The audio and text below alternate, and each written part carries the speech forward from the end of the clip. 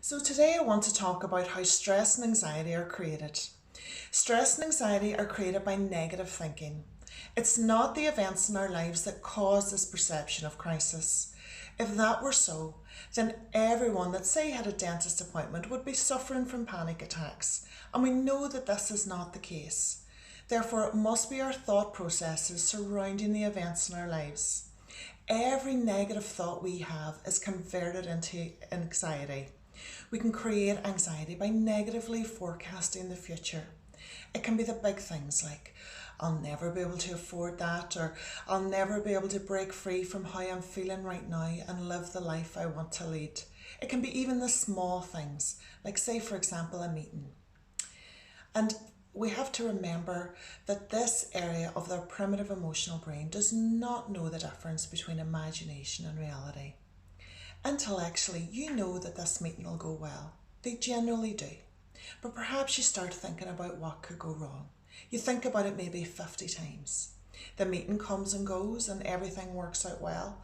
But in this area of the brain, you have attended this meeting 51 times, and 50 of them have been disasters. We can also negatively introspect about the past. Now, all of these negative thoughts are accumulated and stored.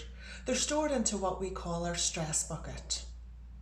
And the more we have in our stress bucket, the more we're inclined to lose intellectual control and move to this primitive area of the brain, which initiates our stress response and releases the stress hormones like adrenaline and cortisol through our bodies, which is absolutely great if we're in real danger, say if we have like a fierce tiger in front of us about to pounce.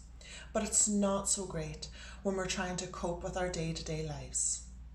At Serotonin Solutions, I work with you to help you limit the amount going into your stress bucket.